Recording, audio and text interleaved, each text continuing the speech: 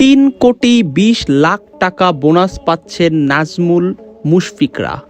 Yes, you heard the right, আপনারা সত্য কথাই শুনছেন। আমি আবারও বলছি, 3,20,00,000 টাকা বোনাস পাচ্ছেন নাজমুল মুশফিকরা।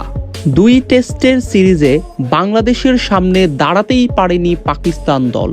প্রথম টেস্টে বাংলাদেশ জিতেছে 10 উইকেটে, দ্বিতীয় ও শেষ টেস্টে বাংলাদেশ জিতেছে 6 উইকেটে।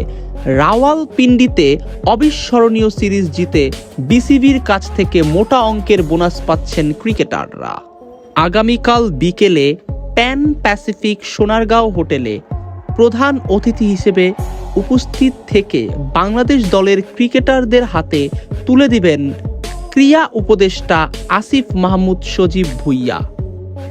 ক্রিকেটারদের উইনিং বোনাস দেওয়াটা অবশ্য নতুন কিছু নয়, এই রীতি চলে আসছে অনেক আগে থেকেই।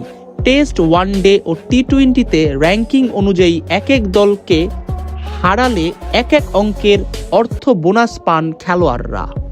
গত জুনে সাবেক বোর্ড সভাপতি নাজমুল হাসানের শেষ বোর্ড সভায় বোনাসের অঙ্ক বাড়ানোর পর বর্তমানে র্যাঙ্কিংয়ের 1 থেকে 6 নম্বর দলের বিপক্ষে টেস্ট জয়ের জন্য 15 সদস্যের দলের প্রত্যেক ক্রিকেটার বোনাস পান 4 লাখ টাকা। সিরিজ জয়ের জন্য বোনাস আরও 4 লাখ টাকা করে পান তারা। পাকিস্তানের বিপক্ষে 2টি টেস্ট জেতায় শুধু টেস্ট ম্যাচ জয়ের জন্যই প্রত্যেক ক্রিকেটারের বোনাস পাওয়ার কথা 8 লাখ টাকা। সঙ্গে সিরিজ জয়ের বোনাস যোগ করে খেলোয়াড় প্রতি বোনাস হওয়ার কথা 12 লাখ টাকা। তবে রাওয়ালপিন্ডিতে প্রথম টেস্ট জয়ের পর বিসিবি ঘোষণা দেয় 10 উইকেটে জেতা ওই টেস্টের বোনাস দ্বিগুণ করে দেওয়া হবে। অর্থাৎ শুধু প্রথম টেস্টে জয়ের বোনাসই এখন 8 লাখ টাকা। অর্থাৎ পাকিস্তান সিরিজের দলের ক্রিকেটার সংখ্যা 15 জন হলে এক একজন ক্রিকেটার উইনিং বোনাস পাওয়ার কথা 16 লাখ টাকা করে। এখন এই 15 জন খেলোয়াড় তো 16 লাখ টাকা করে পাচ্ছেনই।